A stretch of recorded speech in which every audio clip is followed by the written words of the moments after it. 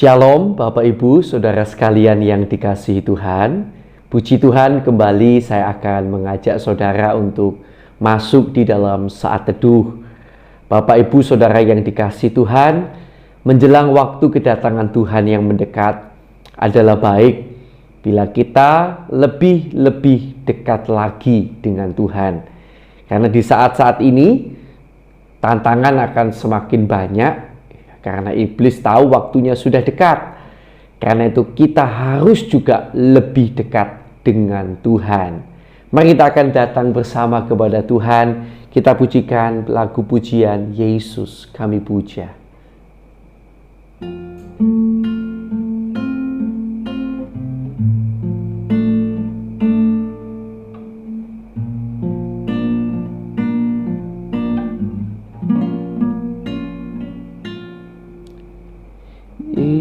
Yesus Kami puja, Kami sembah sebagai Raja, berdiri di tengah kami, ditinggikan dan dipuji. Yesus Kami puja, Kami sembah sebagai Raja, berdiri di tengah kami, ditinggikan dan dipuji. Sembah dan puji beri tatamu, sembah dan puji beri tatamu, sembah dan puji beri tatamu. Yesus Tuhan adalah Raja. Sembah dan puji beri tatamu, sembah dan puji beri tatamu, sembah dan puji beri tatamu. Yesus Tuhan adalah Raja. Yesus Kami puja, Kami sembah sebagai Raja, berdiri di tengah kami, ditinggikan dan dipuji. Sembah dan puji beri tatamu, oh, sembah dan puji beri tatamu, sembah dan puji beri tatamu. Yesus Tuhan adalah Raja. Sembah dan puji beri tatamu, sembah dan puji beri tatamu, sembah dan puji beri tatamu.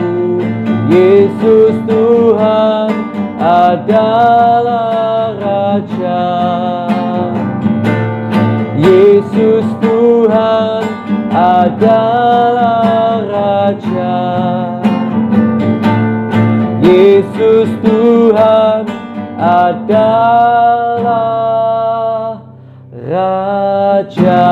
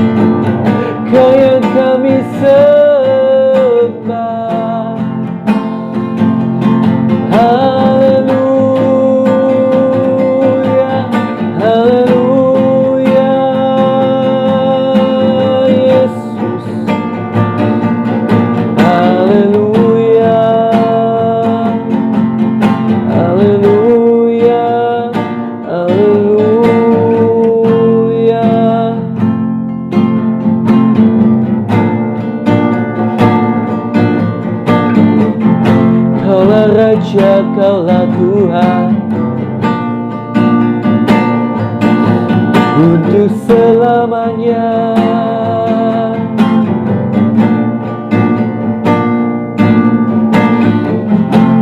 Kaulah Tuhan,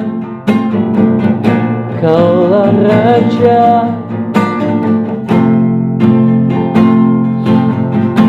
Haleluya, Engkaulah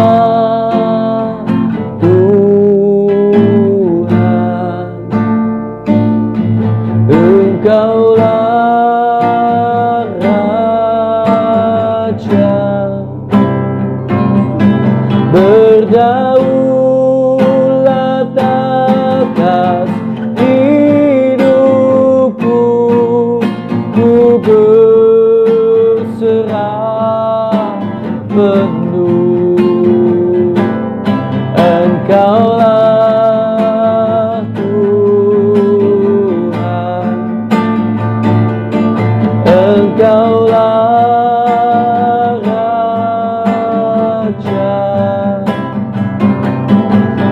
berdaulat atas hidupku, ku berserah penuh. Engkaulah Tuhan, Engkaulah Raja. Berdaulat atas hidupku, ku berserah penuh. Engkaulah Tuhan, Engkaulah Tuhan, yes. Engkaulah Raja. Berdaulat atas hidupku, ku berserah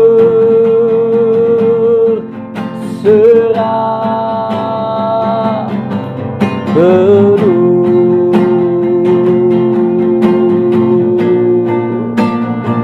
ku berserah penuh.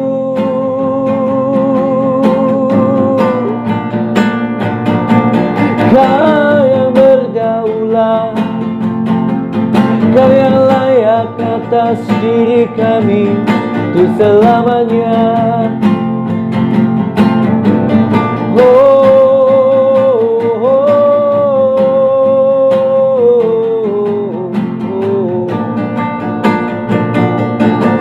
Haleluya, haleluya, haleluya, haleluya, haleluya, haleluya, Yesus. Engkaulah Tuhan, Engkaulah Raja kami. Ketika Engkau mati di atas kayu salib, Engkau telah membeli kami dengan harga yang lunas, dengan harga yang mahal, dan sudah lunas terbayar. Karena itu hidup kami bukanlah milik kami lagi, tetapi milik-Mu Tuhan. Dan sungguh kami heran kami rindu Tuhan, setiap saat teduh ini kami dibuat oleh Tuhan semakin hari semakin benar-benar menjadikan Tuhan sebagai Tuhan yang berdaulat atas hidup kami. Terkadang melawan diri kami tidaklah mudah Tuhan, tapi kami percaya oleh kuasa Roh Kudus-Mu dan kedekatan dengan-Mu, Engkau akan semakin memampukan kami untuk benar-benar ego kami semakin dimatikan, dan Engkau yang semakin bercahaya terang lewat kehidupan kami. Terima kasih Tuhan.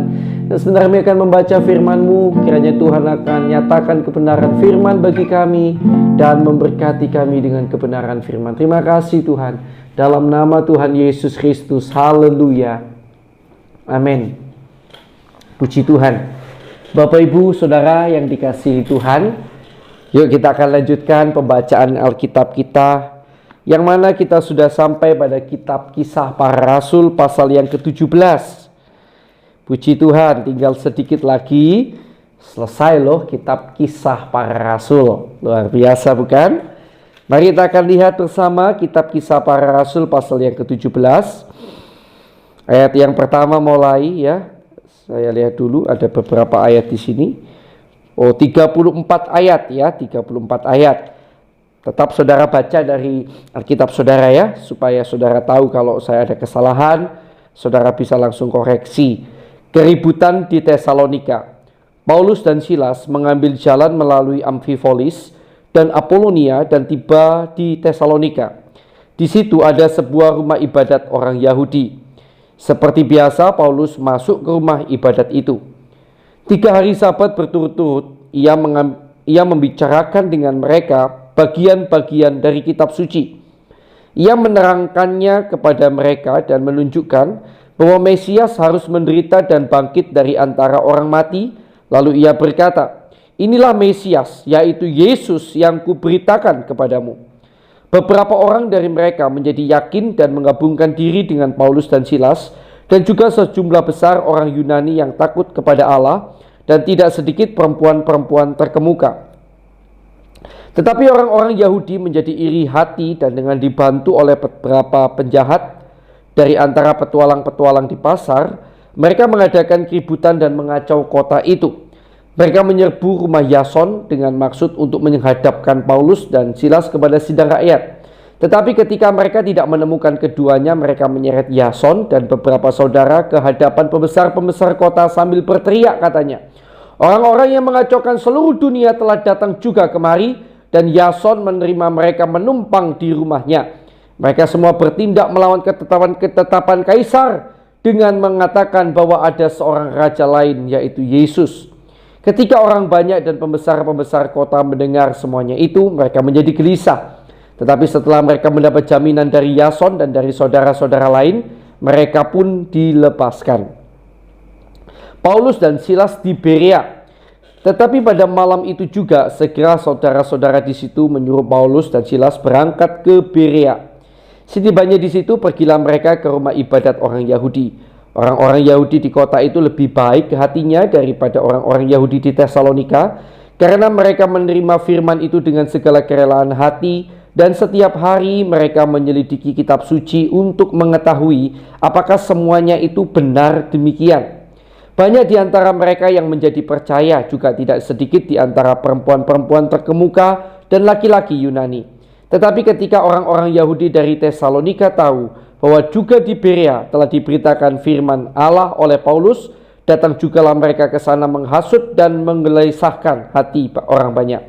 Tetapi saudara-saudara menyuruh Paulus segera berangkat menuju ke pantai laut, tetapi Silas dan Timotius masih tinggal di Berea.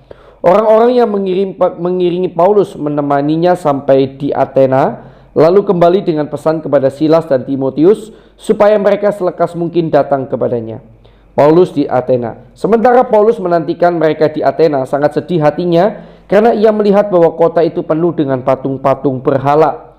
Karena itu di rumah ibadat ia bertukar pikiran dengan orang-orang Yahudi dan orang-orang yang takut akan Allah, dan di pasar setiap hari dengan orang-orang yang dijumpainya di situ.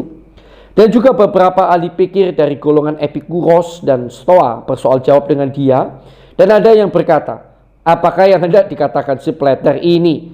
Tetapi yang lain berkata, "Rupa-rupanya ia adalah pemberita ajaran dewa-dewa asing. Sebab ia memberitakan Injil tentang Yesus dan tentang kebangkitannya." Lalu mereka membawanya menghadap sidang Areopagus dan mengatakan, "Bolehkah kami tahu ajaran baru mana yang kau ajarkan ini? Sebab engkau memperdengarkan kepada kami perkara-perkara yang aneh. Karena itu kami ingin tahu apakah artinya semua itu." Adapun orang-orang Athena dan orang-orang asing yang tinggal di situ tidak mempunyai waktu untuk sesuatu selain untuk mengatakan atau mendengar segala sesuatu yang baru. Paulus pergi berdiri di atas Areopagus dan berkata, "Hai orang-orang Athena, aku lihat bahwa dalam segala hal kamu sangat beribadah kepada dewa-dewa. Sebab ketika aku berjalan-jalan di kotamu dan melihat-lihat barang-barang pujaanmu, aku menjumpai juga sebuah mezbah dengan tulisan, kepada Allah yang tidak dikenal. Apa yang kamu sembah tanpa mengenalnya, itulah yang kuberitakan kepada kamu. Allah yang telah menjadikan bumi dan segala isinya, Ia yang adalah Tuhan atas langit dan bumi, tidak diam dalam kuil-kuil buatan tangan manusia, dan juga tidak dilayani oleh tangan manusia seolah-olah ia kekurangan apa-apa, karena Dialah yang memberikan hidup dan nafas dan segala sesuatu kepada semua orang. Dari satu orang saja Ia telah menjadikan semua bangsa dan umat manusia untuk mendiami seluruh muka bumi, dan Ia telah menentukan musim-musim bagi mereka dan batas-batas kediaman mereka, supaya mereka mencari Dia dan mudah-mudahan menjamah dan menemukan Dia, walaupun Ia tidak jauh dari kita masing-masing. Sebab di dalam Dia kita hidup, kita bergerak, kita ada, seperti yang telah dikatakan oleh pujangga-pujanggamu. Sebab kita ini dari keturunan Allah juga. Karena kita berasal dari keturunan Allah, kita tidak boleh berpikir bahwa keadaan ilahi sama seperti emas atau perak atau batu, ciptaan kesenian dan keahlian manusia.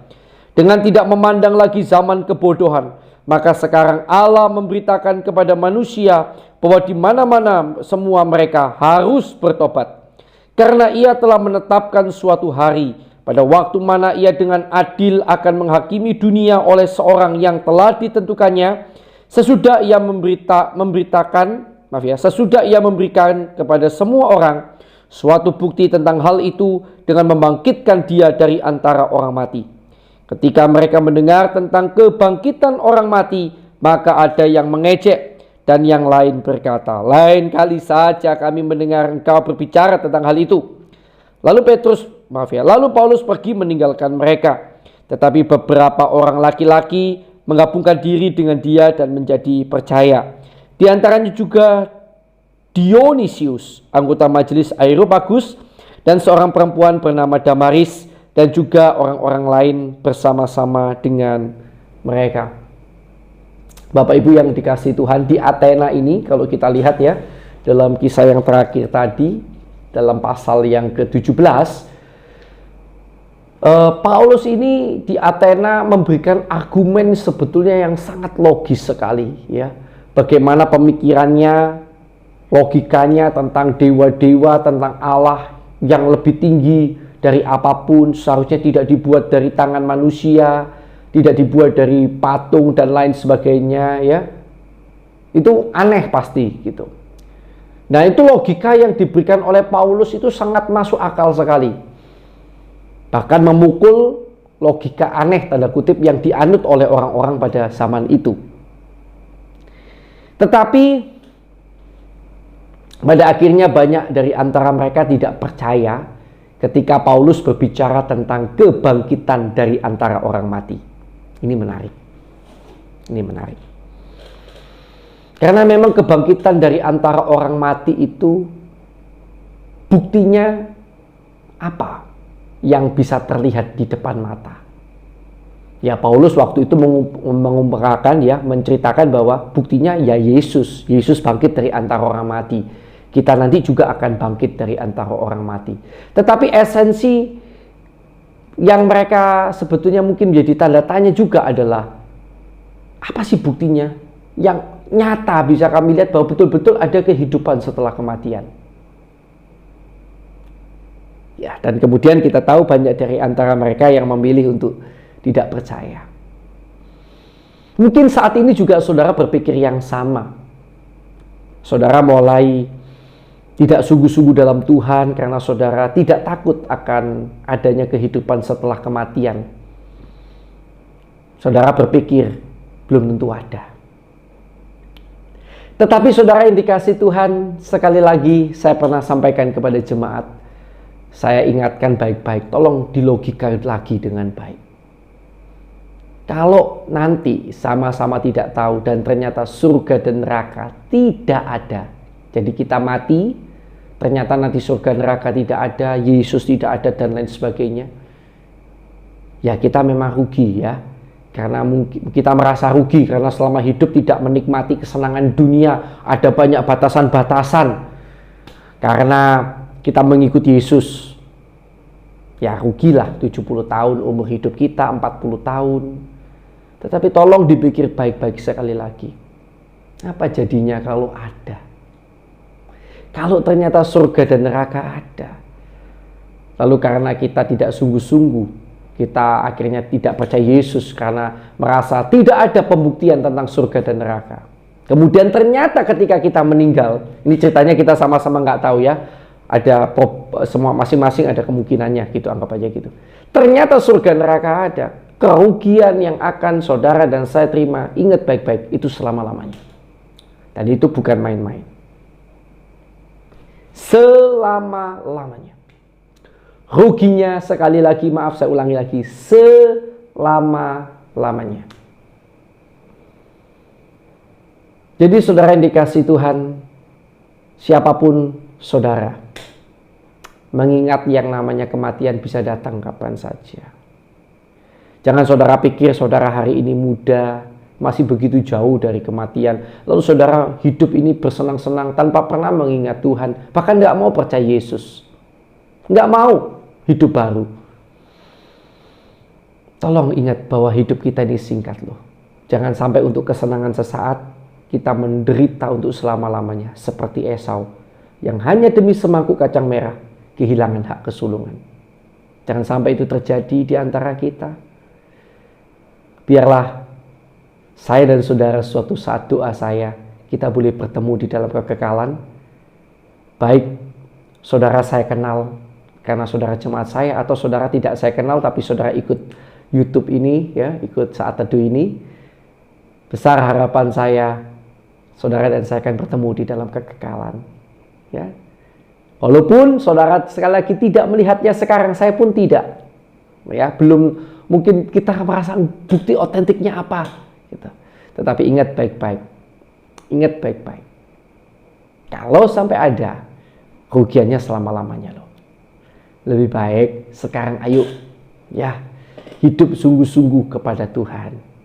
Hidup sungguh-sungguh kepada Tuhan. Karena sekalipun tidak dibuktikan lewat pandangan mata, bukankah dalam hidup ini kita sudah melihat banyak mujizat Tuhan yang terjadi dalam hidup kita ya.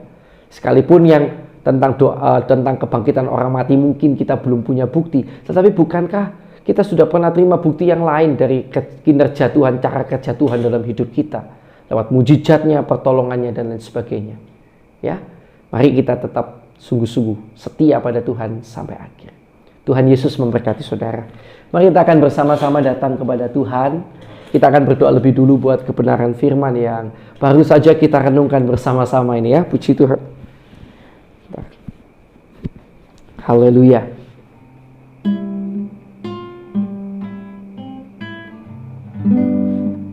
Terima kasih Tuhan buat kebenaran firman-Mu.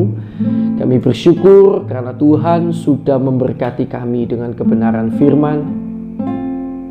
Biarlah Tuhan, sekalipun kami tidak melihat tentang surga neraka, tetapi kami percaya karena Engkau yang mengatakannya. Dan kami mau pegang iman kepadamu, karena kami tidak mau masuk neraka, kami ingin masuk ke dalam kerajaan surga. Tuhan, Tuhan, mohon kasih karunia-Mu agar jangan sampai logika kami, sekalipun kami memang harus tentu pakai logika, tapi jangan sampai logika kami begitu rupa kuat sampai menghalangi iman kami kepadamu Tuhan. Tapi biarlah kami juga memiliki iman yang teguh lebih daripada logika kami Tuhan. Biarlah segala bukti-bukti nyata yang telah Tuhan tunjukkan sepanjang kehidupan kami, mujizat-mujizat yang telah Tuhan kerjakan, tidak kami lupakan. Tapi biarlah itu sudah menjadi kekuatan iman bagi kami, bahwa kalau Tuhan sudah melakukan itu semuanya, yang lain-lain dulu sudah dapat bukti, yang lain-lain ke depan, walaupun belum melihat buktinya, kami mau tetap percaya. Terima kasih Tuhan, terima kasih. Kami bersyukur padamu Karuniakan iman yang teguh dalam hati kami Tuhan. Dan sekarang Bapak Ibu Saudara kasih Tuhan, saya akan persilakan kita untuk masing-masing berdoa untuk orang-orang yang kita kenal, yang mana mereka belum percaya Yesus. Ya, kita doakan mereka. Haleluya.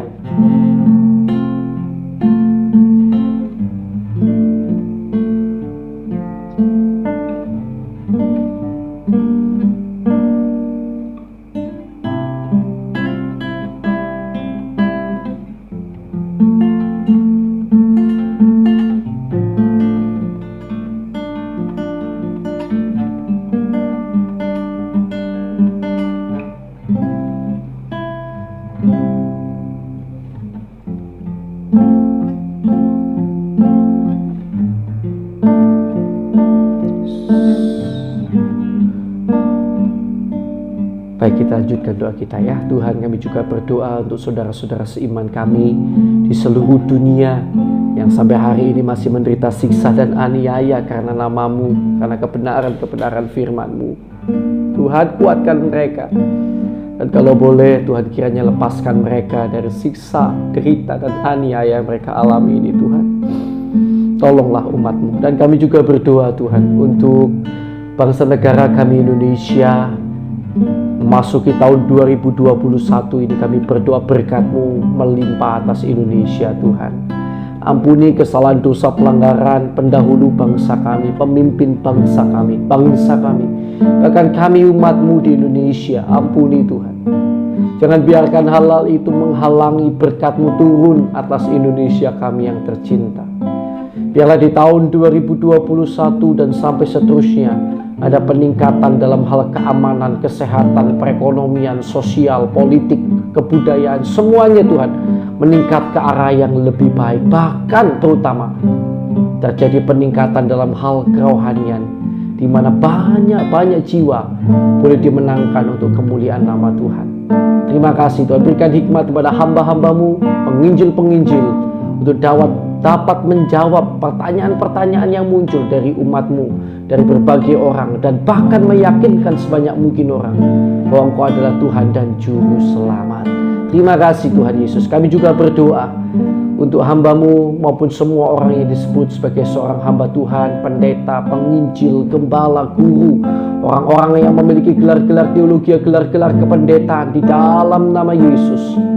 Kiranya Kau memberkati kami dan keluarga kami dengan hati yang tulus ikhlas, hati yang sungguh-sungguh melayani Tuhan, hati yang tidak ada tendensi embel-embel yang lain selain untuk mempermuliakan nama Tuhan, dalam nama Tuhan Yesus.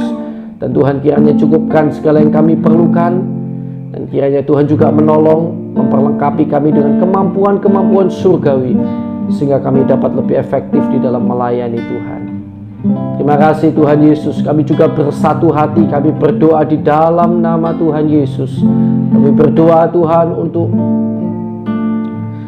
jemaat-jemaat yang kami gembalakan, yang kami layani. Berkati mereka dengan berkat-berkat rohani dan jasmani yang daripada-Mu. Berkati seisi rumah tangga, pekerjaan apapun yang mereka kerjakan, Tuhan Yesus memberkati. Sehingga senantiasa Tuhan juga tolong mereka, agar mereka boleh menjadi berkat bagi sekeliling mereka Tuhan. Terima kasih Tuhan Yesus, dalam nama Tuhan Yesus. Dan sekarang Tuhan, kami bersatu hati, kami teringat pada saudara-saudara, sahabat-sahabat kami, ataupun mungkin orang tua dari sahabat-sahabat kami ini, saudara dari sahabat-sahabat kami ini yang saat ini terbaring karena sakit. Kami mau bersatu hati Tuhan, kiranya Kau jamah tolong sembuhkan mereka di dalam nama Tuhan Yesus Kristus, dalam nama Tuhan Yesus. Mohon belas kasihan-Mu Tuhan. Dan kami berdoa untuk setiap orang yang di dalam masalah. Kalau masalah-masalah ini terjadi karena kesalahan kami, ampuni, tunjukkan, nyatakan, dan tolong agar kami mampu bertobat Tuhan.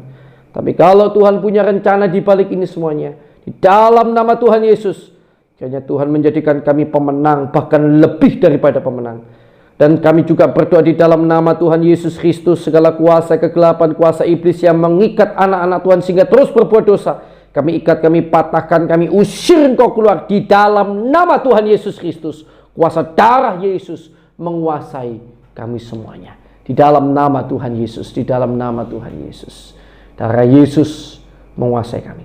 Sekarang saya persilakan kita berdoa untuk pergumulan doa kita masing-masing ya. Yuk kita akan doa sama-sama masing-masing.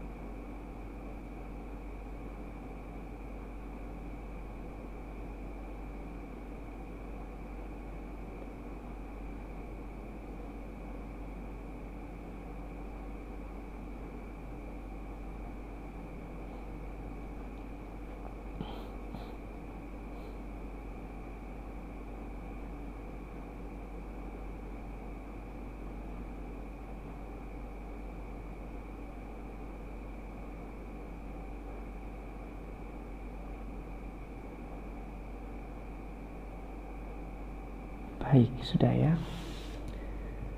Sekarang Tuhan, kiranya Engkau memberkati pelayanan kami, pekerjaan kami, dan juga keluarga kami.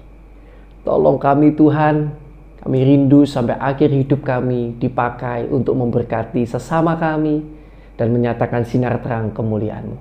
Berkatilah kami selalu Tuhan, kami serahkan hidup kami dalam tangan-Mu, dan kami terima berkat-Mu di dalam nama Allah Bapa, Allah Anak, Allah Roh Kudus, di dalam nama Tuhan Yesus Kristus. Yang percaya, mari bersama saya katakan, Amin. Puji Tuhan, Tuhan Yesus memberkati saudara.